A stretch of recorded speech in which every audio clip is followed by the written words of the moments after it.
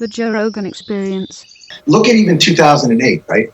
So we have this enormous economic collapse in 2008. The housing market sinks and these derivative mortgage things go down. And the world economy grinds to a halt. Thousands of people lose their job, foreclosures all over the place. So they come in and they pump billions of dollars into the organizations that sunk the fucking ship in the first place. Yeah. That's where the money goes. And I remember asking the Treasury Secretary at the time, you know, this is a mortgage question, right? Because the derivatives made it like a geometric problem. So if they're bundling mortgages and 8% of those mortgages go underwater, it sinks the derivatives market, which is trillions of dollars as opposed to billions of dollars. So I said, you know, with all that money, what if you just made those mortgages that were underwater whole? Because the moment you do that, doesn't that fix your derivative problem? Haven't you just made, and plus then people get to keep their houses. And what he said to me was, you can't do that because of moral hazard. Huh?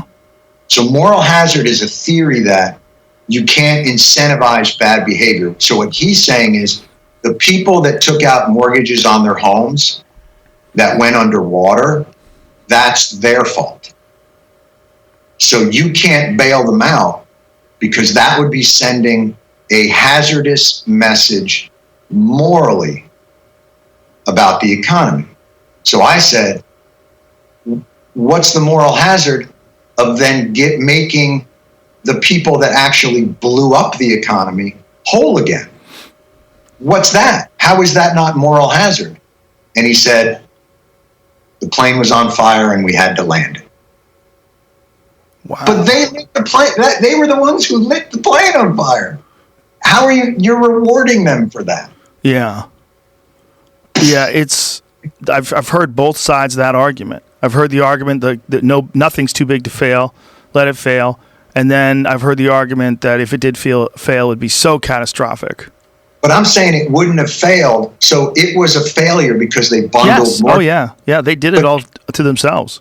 But if you made the mortgages at the base of that, okay. So let's say 10% of the mortgages were underwater. So let's say you had a $200,000 mortgage and now the house is only worth $150,000. So instead of giving $1 million to AIG at the top, give $50,000 to that mortgage, bring it into line with its value. Suddenly that thing's not underwater anymore. It's like putting ballast into a ship that's sinking. Put the ballast in, the ship comes up, rather than just saying, all right, we'll buy you another fucking ship. That almost seems too logical, though. That's right? That's kind of part of what's the problem with all this. But that's what I was saying. And when you said, that's moral hazard, I was just like, I don't even know what to do with that. Incentivizing bad behavior doesn't count when you're the ones who tank the economy. I mean, it's like what you're talking about today. Like if someone tried to say that these small businesses that are going under because of the COVID sanctions, because everybody's been locked down, rather, if those people need to pull themselves up by their bootstraps, it's a great example why that analogy sucks. Because there's nothing to do, man. You can't work. There's nothing. You what do you want them to do? There's no opportunity. It's everything's shut down. If you go under at this time, it's not your fault. It's one of the rare times. If I'm the government right now, here's something I could do that's it seems like a simple solution, which is just suspend and extend. Yeah. So the country's shut down, right? What's people's oftentimes biggest worry? My rent or my mortgage? Yeah. Suspend and extend. You know what? We're going to do a 6-month suspend. Nobody is going to, and if the landlords need to be helped out, that's where we'll focus. We'll make sure that the landlords don't go under from having to pay too much in taxes or having to pay too much in repairing. But attack the problem at its core, which is people's insecurity about they're unemployed, they have to still pay the rent and their mortgage or other bills. Let's take a big chunk of their nut.